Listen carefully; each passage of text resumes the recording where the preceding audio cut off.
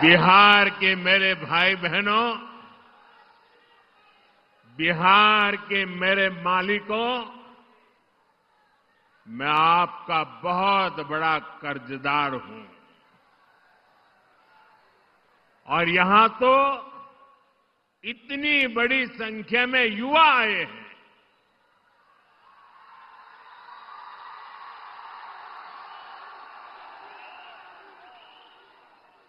इधर में बहुत बड़ी मात्रा में माताएं बहनों का दर्शन कर रहा हूं। ये विशाल जनसागर बता रहा है, फिर एक बार एनडीए सरकार, फिर एक बार, फिर एक बार, फिर एक बार बिहार में फिर से सुशासन सरकार। साथियों, छठ महापर्व के बाद ये मेरी पहली जनसभा है। छठ महापर्व बिहार और देश का गौरव है। देश और दुनिया में छठ महापर्व मनाया जाता है। हम छठ के गीत सुनते हैं तो भाव विभोर हो उठते हैं।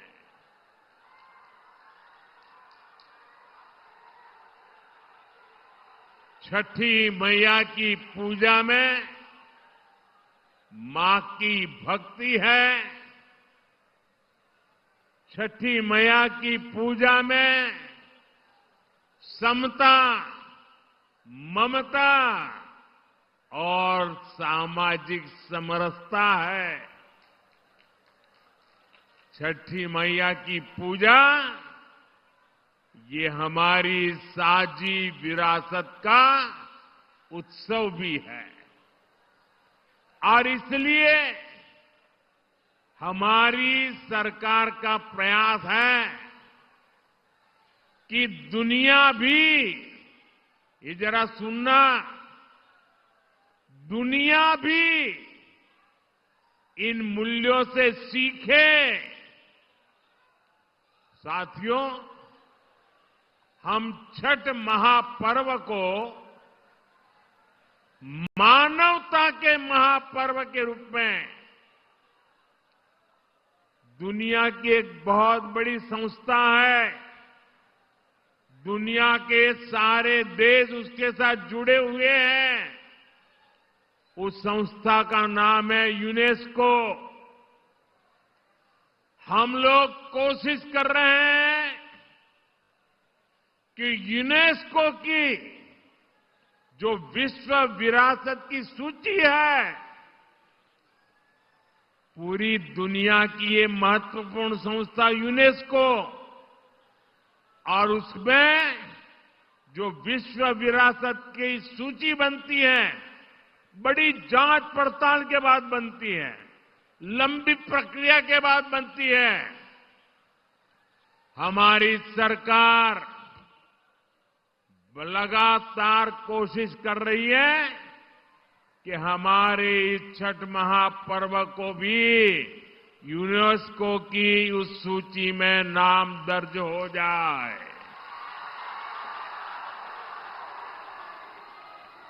मुझे बताइए, हर बिहारी को गर्व होगा कि नहीं होगा?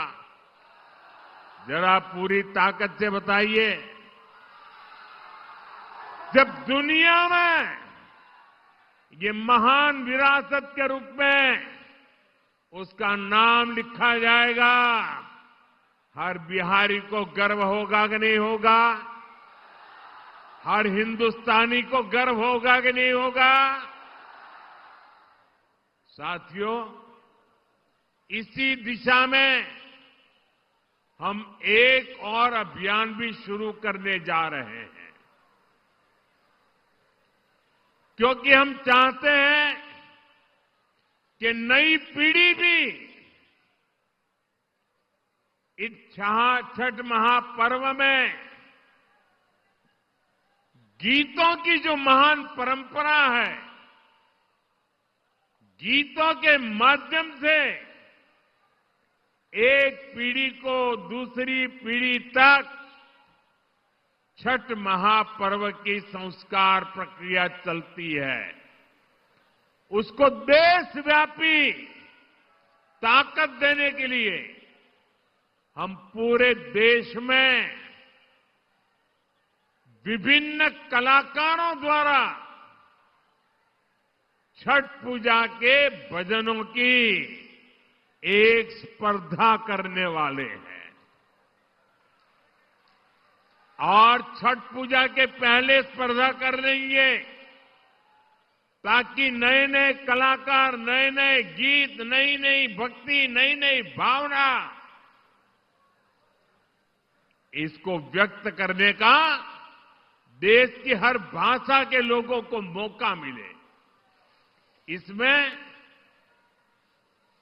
जनता ही चुनेगी कि उन्हें कौन कौन से गीत सबसे ज्यादा अच्छे लगते हैं। जो टॉप के गीत चुने जाएंगे, उन्हें लिखने वाले, उन्हें गाने वाले गायकों, उन सबको अगले साल छठ पूजा से पहले सम्मान किया जाएगा, उन्हें पुरस्कार दिया जाएगा। और ये विचार मुझे इसलिए आया कि मैं इस बार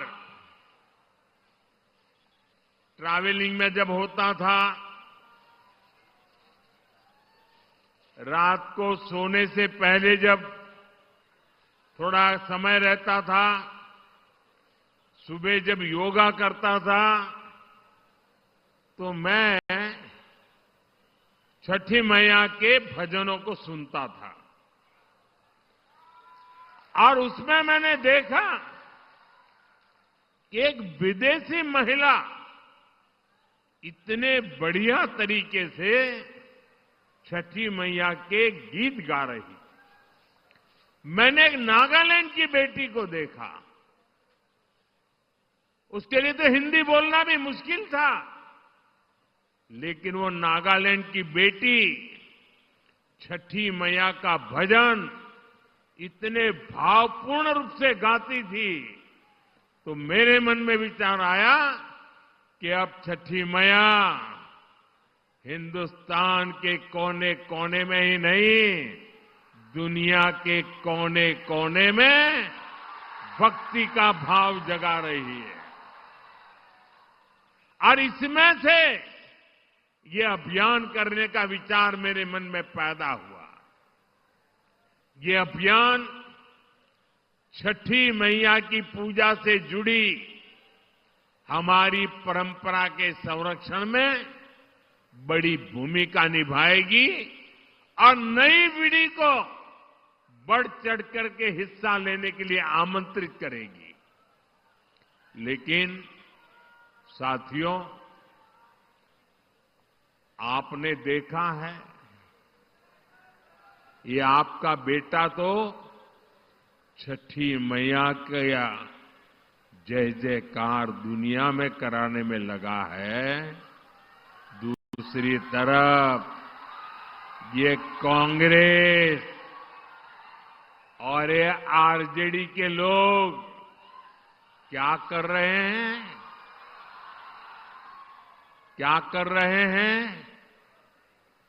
छठी मैया का अपमान कर रहे हैं। क्या कर रहे हैं?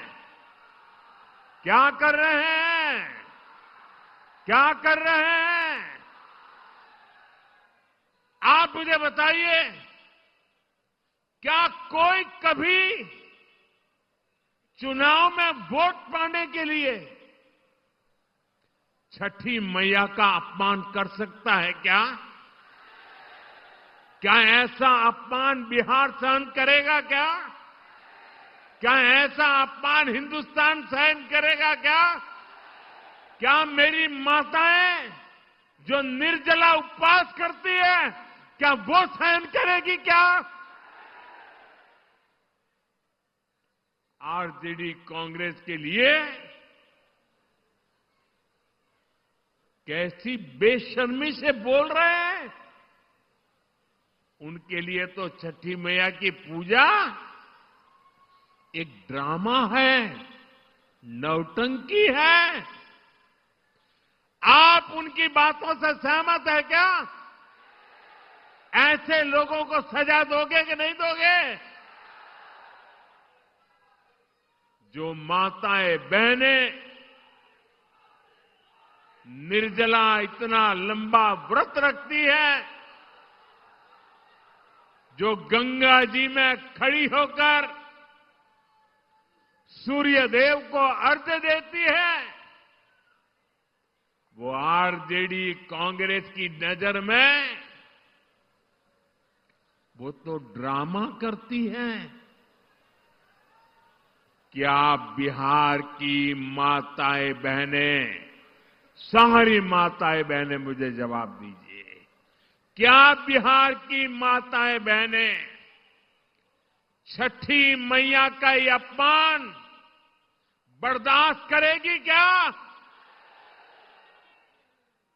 साथियों, ये हर उस व्यक्ति का अपमान है जो छठी मैया में श्रद्धा रखता है। और मैं जानता हूं छठ पूजा के इस अपमान को बिहार चुनाव नहीं, आने वाले सैकड़ों साल तक भूलने वाला नहीं है। मैं छठी मैया की भक्ति को समझता हूं और इसलिए कहता हूं, सैकड़ों साल तक इस अपमान को छठी मैया की पूजा करने वाला कोई नहीं भूलेगा। साथियों,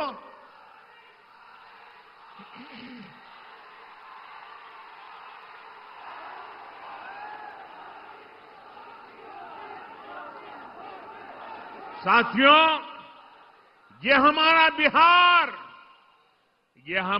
बिहार तो स्वाभिमान की धरती है। जिन लोगों ने छठ पूजा को गाली देने का काम किया है, बिहार ऐसे लोगों को कभी माफ नहीं करेगा। साथियों, बिहार का गौरव और बढ़ाना, बिहार की मीठी बोली, बिहार की संस्कृति, इसे दुनिया के कोने कोने में ले जाना, बिहार का विकास करना, एनडीए भाजपा की ये सबसे बड़ी प्राथमिकता है। जब भारत समृद्ध था, आर्थिक रूप से ज्ञान विज्ञान की सबसे बड़ी ताकत था, तब उसमें बिहार की बहुत बड़ी भूमिका थी। इसलिए आज विकसित भारत बनाने के लिए भी बिहार का विकसित होना बहुत जरूरी है। साथियों, आरजेडी कांग्रेस कभी भी बिहार को विकसित नहीं बना सकते। इन पार्टियों ने बरसों तक बिहार पर एक छत्र राज किया, लेकिन इन्होंने आपको सिर्फ विश्वासघात दिया है। आरजेडी और कांग्रेस वालों की पहचान 5 चीजों से है। अगर मेरी बात सच लगे तो मुझे आपका अनुमोदन चाहिए, मुझे आपका साथ चाहिए। क्या किया है आरजेडी वालों ने, क्या किया है कांग्रेस वालों ने, क्या किया है जंगल राज वालों ने? मैं 5 शब्दों में उनके कारनामों की कथा कहना चाहता हूं। ये 5 शब्द कौन से हैं? कट्टा है कि नहीं है? कट्टा, क्रूरता है कि नहीं है? कटुता है कि नहीं है? कुशासन है कि नहीं है? करप्शन, मैं दोबारा बोल देता हूं, कट्टा, क्रूरता, कटुता, कुशासन और करप्शन, ये जंगल राज की पहचान है कि नहीं है? आरजेडी की पहचान है कि नहीं है? उनके साथियों की पहचान बन गई है कि नहीं बन गई है?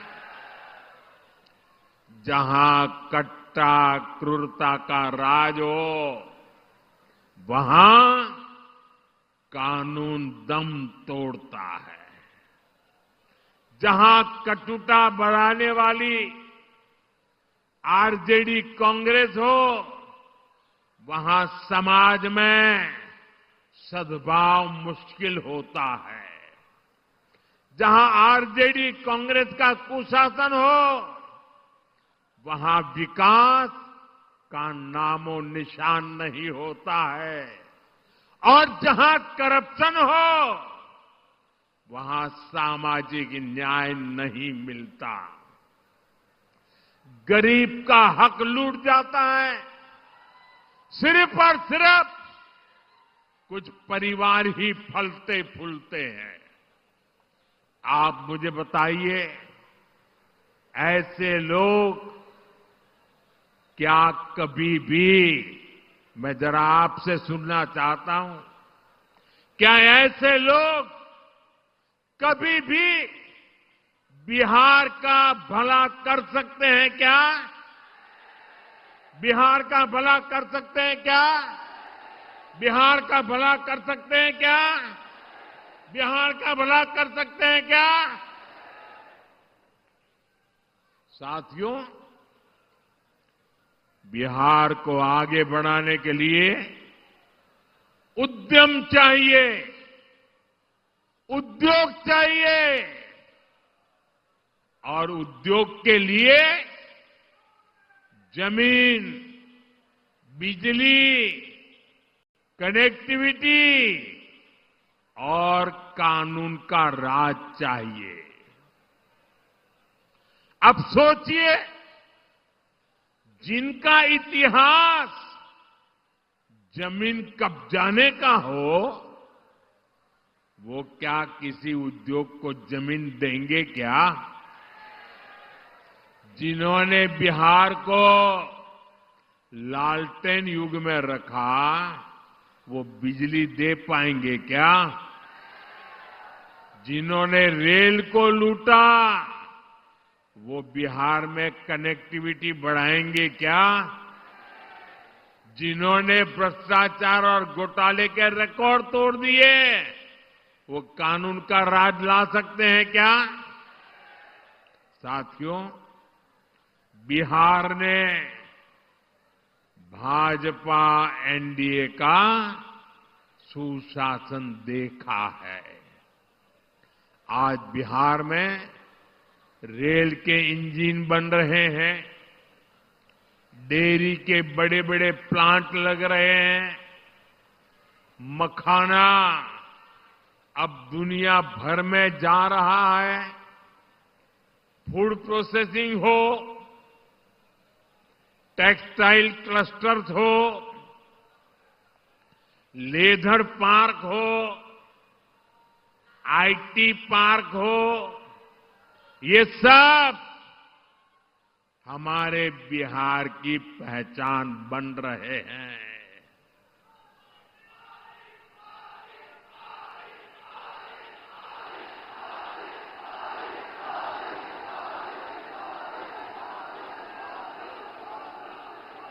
साथियों, कभी बिहार अपनी जरूरत के लिए मछली बाहर से मंगाता था।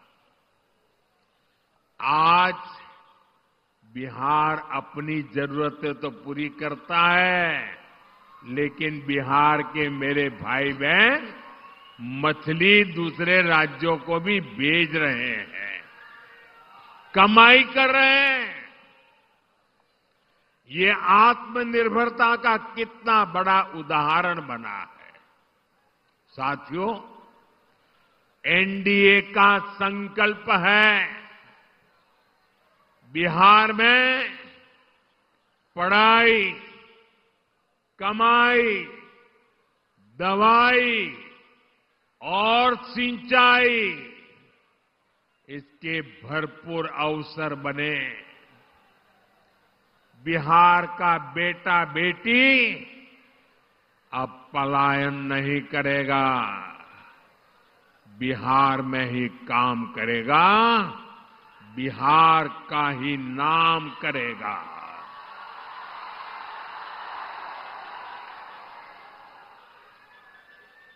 साथियों, जब सुशासन होता है तो सब खिलते हैं, और जब जंगल राज होता है तो सबका दम घुटता है। मैं इसका भी एक उदाहरण देता हूं। आजकल पूरा बिहार जीएसटी बचत उत्सव मना रहा है। इससे बिहार के हर परिवार को बचत हो रही है। हमारे नौजवान साथियों में से कोई नई बाइक खरीद रहा है, कोई नई स्कूटी खरीद रहा है।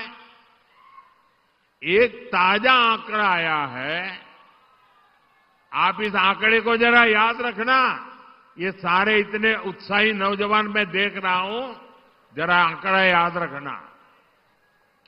पिछले साल यानी एक साल पहले इसी सितंबर अक्टूबर के महीने में बिहार में 50,000 मोटर बिक्री हुई थी। मोटरसाइकिल 50,000 मोटरसाइकिल की बिक्री पिछले 12 महीने पहले हुई थी। इस साल जीएसटी बचत उत्सव में इस वर्ष के सितंबर अक्टूबर के महीने में बिहार में करीब 1.5 लाख मोटरसाइकिल बिकी है।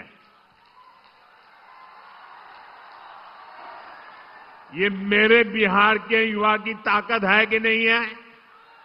ये मेरा बिहार का युवा ताकतवर बन रहा है कि नहीं बन रहा है? यानी बिहार में 3 गुना अधिक मोटरसाइकिल की खरीदारी हुई है। यानी नई बाइक भी आ गई और हजारों रुपये भी बच गए। मैं आपसे पूछता हूं साथियों, कीमत कम होने से जरा मुझे जवाब देना पड़ेगा, माताओं बहनों को भी देना पड़ेगा, युवाओं को जरा जोर से देना पड़ेगा। आप मुझे बताइए, कीमत कम होने से आप खुश है कि नहीं है? खुश है कि नहीं है? आपके गांव वाले खुश है कि नहीं है? शहर वाले खुश है कि नहीं है? बिहार वाले खुश है कि नहीं है? देश भर के लोग खुश है कि नहीं है? लेकिन साथियों, जंगल राज में ये काम संभव ही नहीं था। जंगल राज में तो गाड़ियों की दुकानें, गाड़ियों के शोरूम भी बंद हो गए थे। और ये बंद इसलिए हुए इसलिए नहीं कि बिक्री नहीं, संभावना नहीं थी, लेकिन ये इसलिए बंद हो गए क्योंकि आरजेडी के नेता अपने टोलियां लेकर के अपने साथियों को लेकर के शोरूम लूटवा लेते थे, गाड़ियां लूट जाते थे। अरे किसी ने नई गाड़ी खरीदी हो तो उसके पीछे आरजेडी के गुंडे लग जाते थे। बताइए, ऐसे जंगल राज में क्या कोई अपनी पूंजी लगाता, कोई अपना शोरूम बनाता, कोई अपनी दुकान लगाता क्या? कोई नहीं लगाता। आरजेडी कांग्रेस के ऐसे ही कुकर्मों ने लाखों नौजवानों को बेरोजगार कर दिया, पलायन करने के लिए मजबूर कर दिया। साथियों, जंगल राज के दिनों को याद करते हैं तो अंदाजा लगता है कि हालात कितने खतरनाक थे। यहां आप मुजफ्फरपुर के लोग आरजेडी सरकार में हुए गोलू अपहरण कांड कभी नहीं भूल सकते। जो 20-25 साल की उम्र तक के लोग हैं ना, उनको शायद एक गोलू अपहरण कांड का पता नहीं होगा। जो पुराने लोग हैं, जरा उनको बताना क्या हुआ था। इसी शहर में साल 2001 में स्कूल जाते हुए एक छोटे से बच्चों को, एक बालक को अपराधियों ने दिन दहाड़े किडनैप कर लिया था और बदले में ढेर सारे रुपये मांगे थे। और जब रुपये नहीं दे पाए तो इन आरजेडी के चट्टे बट्टों ने उस गोलू को, उस छोटे से बच्चे को उसके टुकड़े कर दिए। मेरे भाइयों बहनों, उसके टुकड़े कर दिए, बेरहमी से उसे मार दिया गया। पूरे बिहार के जंगल राज में आए दिन ऐसी घटनाएं घटती थी, ऐसे हालात बना दिए गए थे। आरजेडी के शासन में करीब करीब 35 से 40 हजार से ज्यादा अपहरण हुए थे। आज के युवा कल्पना कर सकते हैं कितनी खौफनाक स्थिति थी। साथियों, रोते बिलखते मां बाप से आरजेडी को न कोई तब फर्क पड़ता था और ना ही आज उन्हें आपके सुख दुख से कोई लेना देना है। आपकी किसी चिंता से उनका लेना देना नहीं है। आरजेडी कांग्रेस की नीयत क्या है तो इनके ताजा प्रचार से ही पता चलता है। आप आरजेडी कांग्रेस के खतरनाक नारे सुन रहे होंगे। इतना ही नहीं, चुनाव प्रचार में इनकी बेशर्मी देखिए, इनकी हिम्मत देखिए। चुनाव के मैदान में भी कैसे गाने बज रहे हैं। हम तो हाथ जोड़ करके आपकी सेवा करने वाले गीत लेके आते हैं, और ये कैसे गाने बजा रहे हैं। इनके गानों में छरा, कट्टा, दूनाली,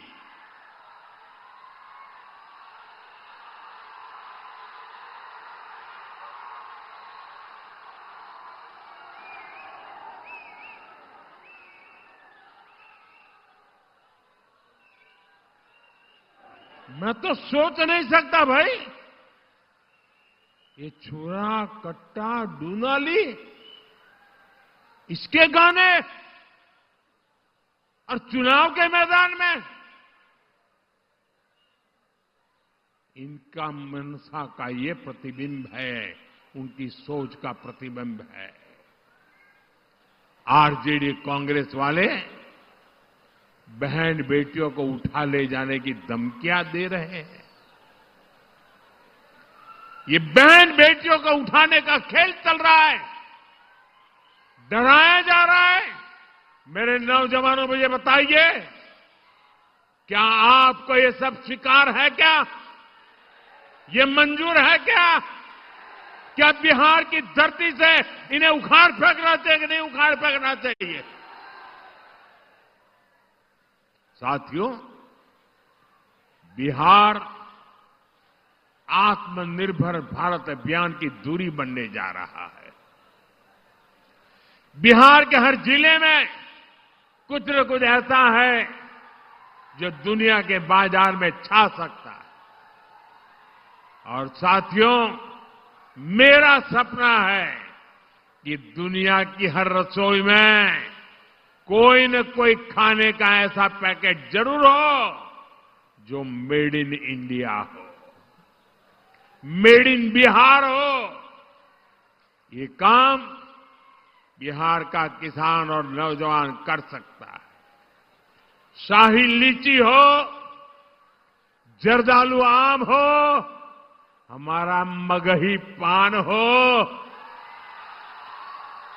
मिथिला मखाना हो, ऐसे अनेक उत्पाद बिहार में पैदा होते हैं। यहां के किसान कतरनी और मरचा चावल उगाते हैं। हमारी सरकार ने इन सभी को जीआई टैग दिया है, यानी दुनिया में इन उत्पादों के साथ अब बिहार का ही नाम आएगा। साथियों, एनडीए की डबल इंजन सरकार बिहार में कृषि आधारित उद्योगों पर, फूड प्रोसेसिंग पर बल दे रही है। इसके लिए भी हमारी सहकारी समितियों को मदद दी जा रही है और हम छोटे किसानों के हितों को भी प्राथमिकता दे रहे हैं। पीएम किसान सम्मान निधि जैसी योजना इसके जीते जागते सबूत है। इस योजना के तहत सिर्फ मुजफ्फरपुर के किसानों के खाते में ही करीब 1,500 करोड़ रुपए जमा हो चुके हैं। यहां के किसानों में, मैं बिहार की और देश की बात नहीं कर रहा हूं, सिर्फ इस इलाके की बात कर रहा हूं। 1,500 करोड़ रुपया किसान के खाते में पहुंचा है। साथियों, मुजफ्फरपुर का विकास होता है तो पूरे उत्तर बिहार के लोग आगे बढ़ते हैं। आप याद करिए, जब कुशासन वालों की, जंगल राज वालों की सरकार थी, जब अस्पताल नहीं मिलते थे, बड़े बड़े डॉक्टर बिहार छोड़कर चले गए थे, और अब आज यही मुजफ्फरपुर में सैकड़ों करोड़ रुपए का कैंसर अस्पताल बना है।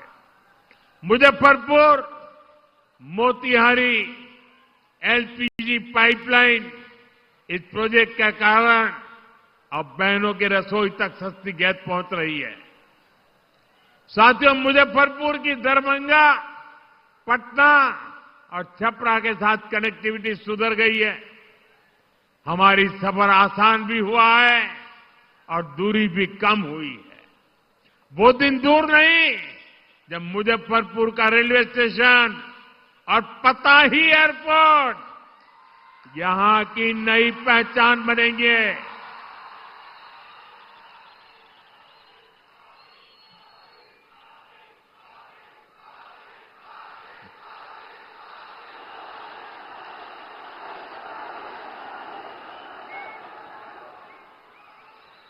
साथियों, ये धरती राजेंद्र बाबू, जेबी कृपलानी, जॉर्ज फर्नांडिस और कैप्टन जयनारायण निषाद की कर्मभूमि रही है। जानकी वल्लभ शास्त्री, बाबू देवकी नंदन खत्री, राम वृक्ष बेनीपुरी, और रामधारी सिंह दिनकर जी ने यहां अपने साहित्य को धार दी है। बिहार की इन महान संतानों की प्रेरणा आज एनडीए सरकार के काम में दिखती है।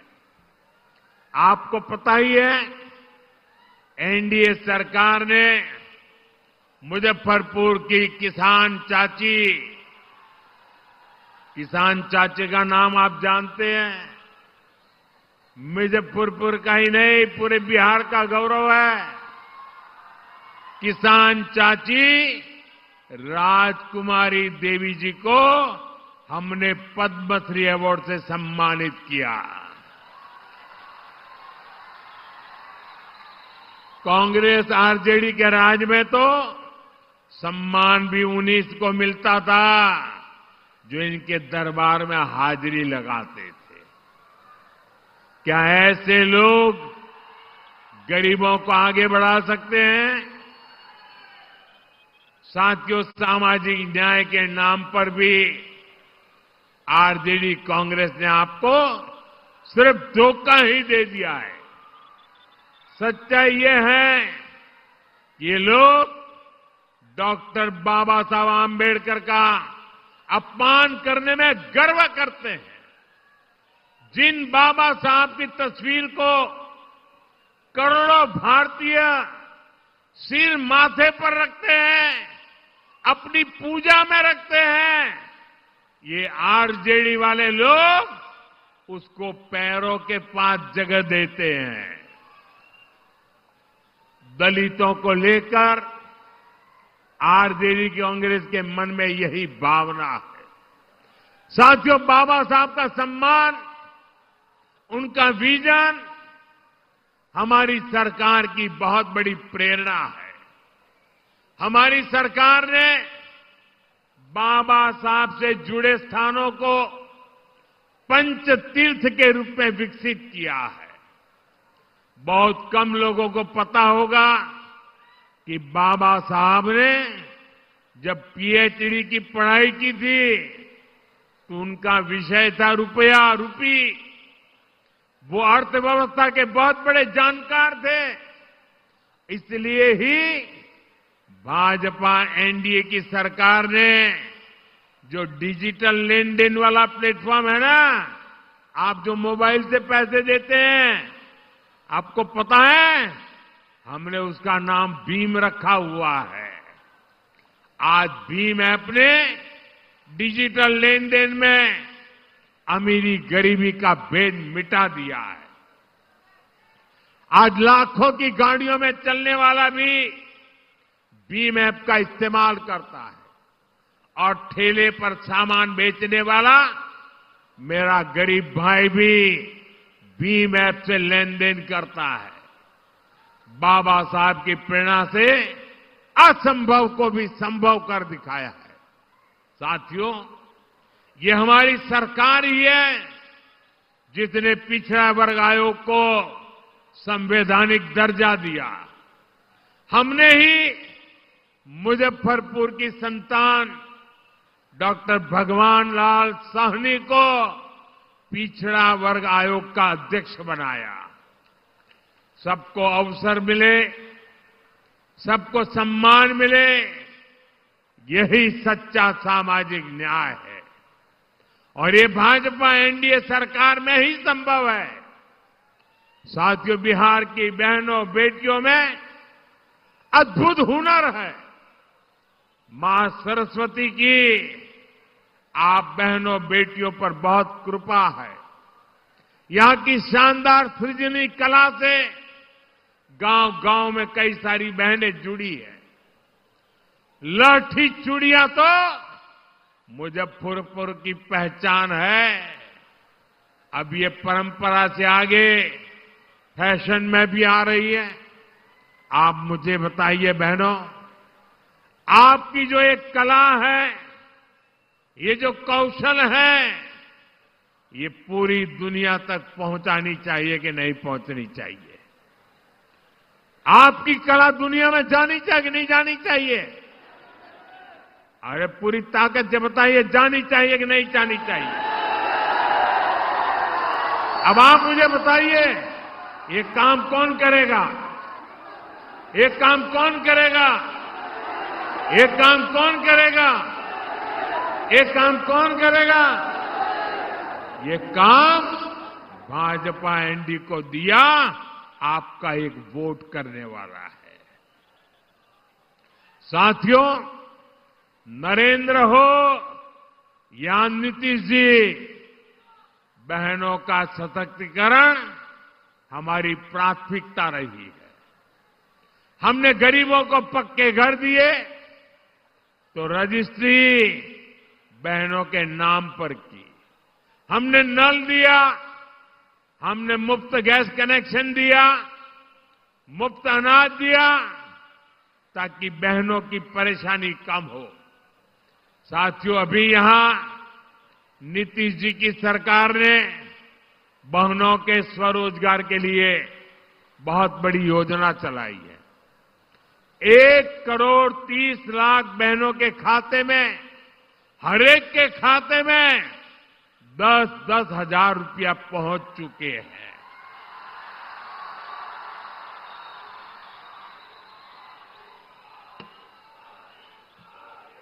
देखिए, सुनते ही बहनों में कितनी चेतना दिख रही है। इस पैसे से बिहार की बहनें अपना खुद का कोई न कोई व्यवसाय, कोई न कोई काम शुरू कर रही है। और मैं आज को विश्वास दिलाता हूं, हम यहीं पर नहीं रुकेंगे। जब फिर से एनडीए सरकार बनेगी तो इन बहनों को अपना काम बढ़ाने के लिए और अधिक प्रोत्साहन दिया जाएगा। साथियों, बिहार के चुनावी संग्राम में अब 2 युवकों की जोड़ी ने, जो अपने आप को युवराज ही मानते हैं, इन 2 युवराजों ने झूठे वायदों की दुकान खोल दी है। एक भारत के सबसे भ्रष्ट परिवार का युवराज, दूसरा बिहार के सबसे भ्रष्ट परिवार का युवराज। ये दोनों ही हजारों करोड़ के घोटाले में जमानत पर है। और गांव में जो जमानत पे आता है ना, कोई भी उसका सम्मान नहीं करता है। इन दोनों ने कल भर भर के मोदी को गालियां दी है, भर भर के गालियां दी। अभी जो लोग नामदार हैं, वो इस कामदार को गालियां तो देंगे ही। कामदार को गाली दिए बिना नामदार का खाना हजम नहीं होता है। दलित को, पिछड़े को गाली देना तो ये नामदार अपना जन्मसिद्ध अधिकार समझते हैं। और इसलिए ही तो ये लोग मुझे 24 घंटे दुत्कारते रहते हैं, नफरत करते हैं, गालियां देते रहते हैं, गंदी गंदी गालियां देते हैं, सिर्फ इसलिए क्योंकि इन्हें बर्दाश्त नहीं होता कि एक पिछड़ा, एक गरीब घर से निकला, एक चाय बेचने वाला व्यक्ति आज यहां पहुंच गया है।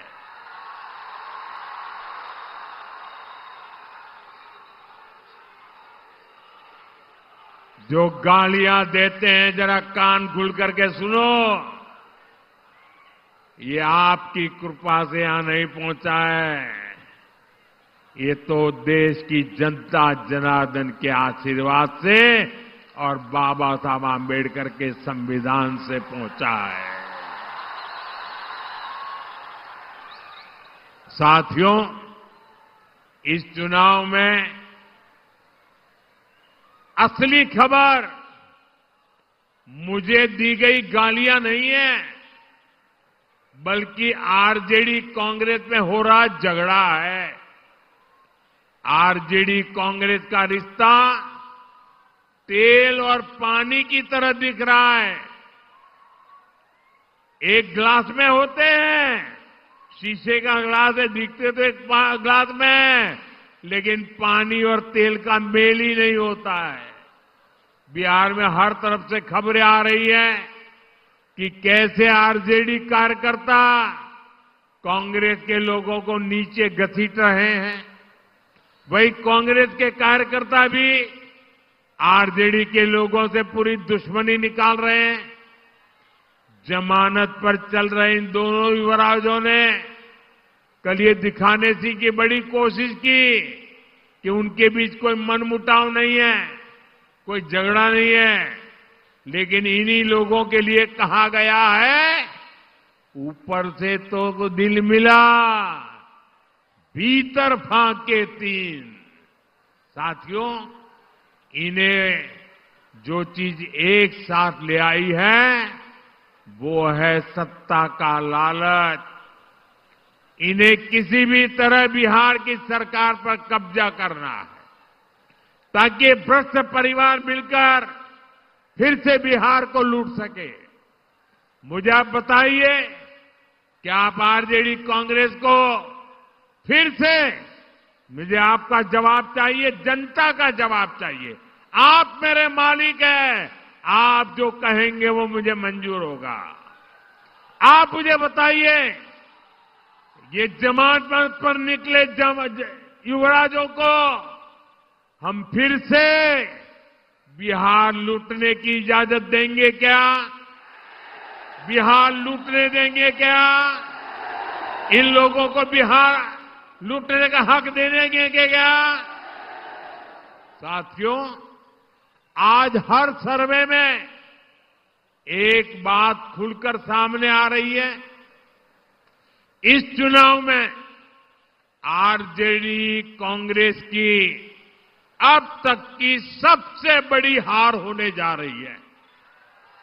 सारे सर्वे बता रहे हैं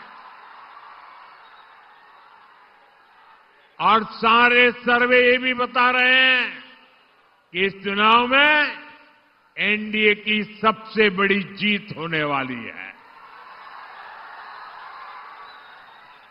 और इसी चुनाव में आरजेडी कांग्रेस को अब तक की सबसे कम सीटें मिलने वाली है।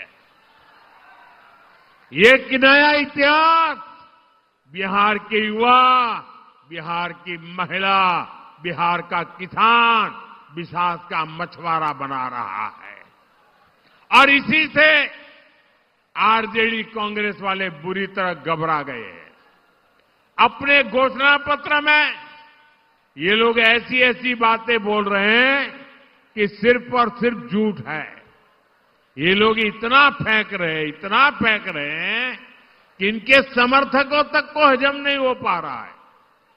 मैं देख रहा था बिहार के युवा कैसे सोशल मीडिया पर इन लोगों का मजाक उड़ा रहे हैं। ये आरजेडी कांग्रेस वाले बिहार के लोगों की बौद्धिक क्षमता को कम आंकने का पाप कर रहे हैं। मैं जानता हूं बिहार के लोग आरजेडी कांग्रेस के झांसे में नहीं आएंगे, फिर एक बार एनडीए सरकार बनाएंगे। साथियों, बिहार अब विकास की रफ्तार पकड़ चुका है। यहां इस क्षेत्र में 6 नवंबर को मतदान है। कब है? कब है? जरा जोर से बोलिए, मतदान कब है? मतदान कब है? 6 नवंबर, याद रखें। आपको अपना वोट बिहार की समृद्धि का नया रास्ता बनाने के लिए करना है। मेरी बात याद रखिएगा, पहले मतदान फिर जलपान। आप इतनी बड़ी संख्या में एनडीए के इन सभी उम्मीदवारों को आशीर्वाद देने के लिए आए। एक बार फिर आप सभी का बहुत बहुत धन्यवाद। मैं सभी उम्मीदवारों से चाहूंगा कि आगे खड़े हो जाए। सारे उम्मीदवार, सारे वहां खड़े हो जाए सब।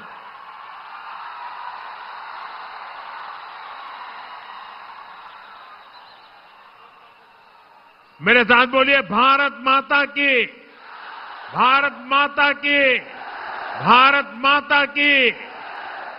जरा थोड़ा पीछे खड़े रहेंगे तो अच्छा होगा, थोड़ा, क्योंकि मैं आपको मिलता हुआ जाना चाहता हूं। हाँ, शाबाश। मैं आप सबको मिलकर के शुभकामना देना चाहता हूं, आपके पास आऊंगा। जनता जनार्दन आपको आशीर्वाद देने आई है, यही हमारे मालिक है। बोले भारत माता की, भारत माता की। बहुत बहुत धन्यवाद।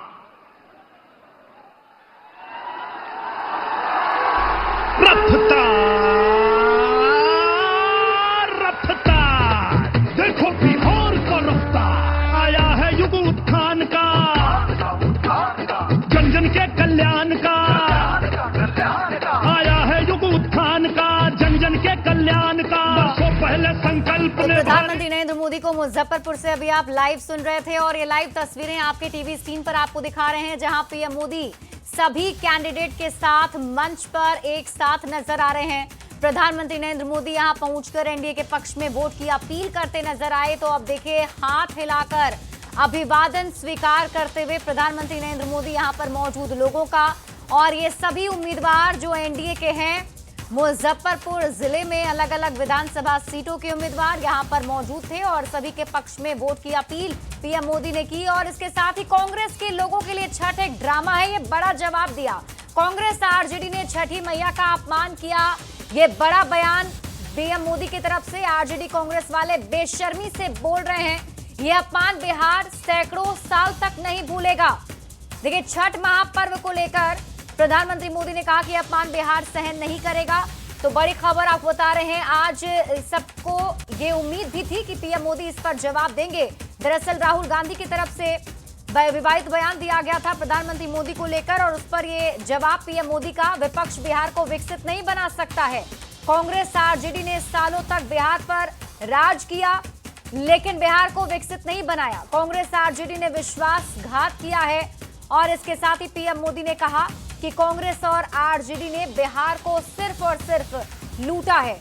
तो प्रधानमंत्री नरेंद्र मोदी की ये बड़ी बातें, उन्होंने आज क्या कुछ बड़ी बातें कही, एक बार फिर से आपको दिखाते हैं। छठ महापर्व के बाद ये मेरी पहली जनसभा है। छठ महापर्व बिहार और देश का गौरव है। देश और दुनिया में छठ महापर्व मनाया जाता है। हम छठ के गीत सुनते हैं तो भाव विभोर हो उठते हैं।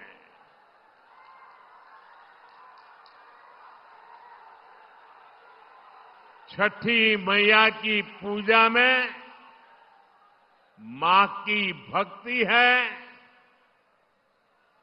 छठी मैया की पूजा में समता, ममता और सामाजिक समरसता। आपने देखा है, ये आपका बेटा तो छठी मैया का जय जयकार दुनिया में कराने में लगा है। दूसरी तरफ ये कांग्रेस और ये आरजेडी के क्या जो सिंदूर है